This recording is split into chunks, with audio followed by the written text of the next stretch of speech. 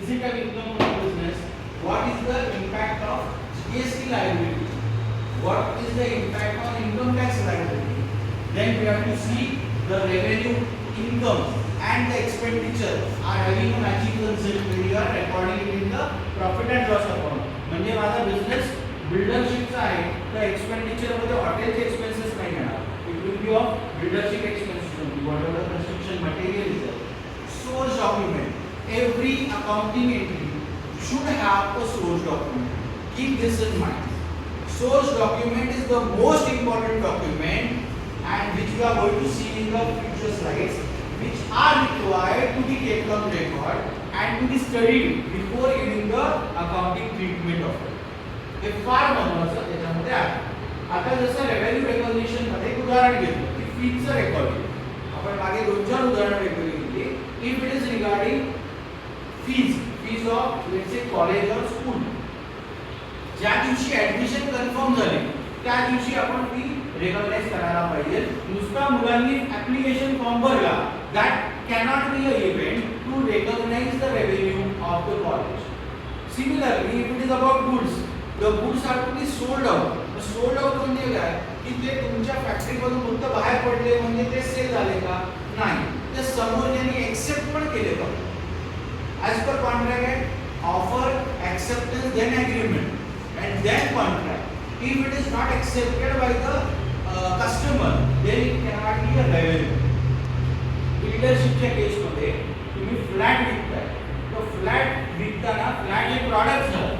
तो फ्लॅट ह्या प्रॉडक्टला वेगवेगळे स्टेजेस आहेत. एक आहे की फ्लॅट कम्प्लीट झालेला आहे, एक आहे की समोरच्या मी तुमच्या बरोबर ॲग्रीमेंट केलेला आहे, त्याच्यानंतर तुमच्या फ्लॅटचं कम्प्लिशन सर्टिफिकेट आलेलं आहे आणि चौथं आहे की पूर्ण पैसे जमा झालेले आहेत.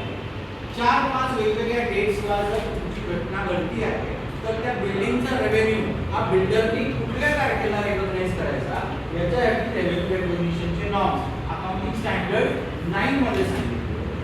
अकाउंटिंग स्टँडर्ड 9 मध्ये जे पॅरामीटर्स आहेत, 3 पॅरामीटर्स आहेत, just note it down. First point is transfer of property in the goods. Transfer of property in the goods. Second point is unconditional possession of the goods. Transfer of property in the goods. दूसरा है unconditional possession of the goods. And third is consideration. Transfer of प्रॉपर्टीच्या समोर एक शब्द लिहायचा, ownership. जोपर्यंत ownership transfer होत नाही तोपर्यंत रेव्हेन्यू रिकॉग्नाइज करता येत नाही. मग ओनरशिप ट्रान्सफर कशी होते? इनवॉइस जनरेट केल्याने. बिल्डर काय करतो? ॲग्रीमेंट करतो. ॲग्रीमेंट म्हणजे त्याचा इनवॉइस आहे. सेल डीड म्हणजे इनवॉइस आहे. ओके. कन्सिडरेशन म्हणजे पैसे आले आहेत, पैसे पूर्ण आले आहेत का येणार आहे. Certainty of realisation is the word.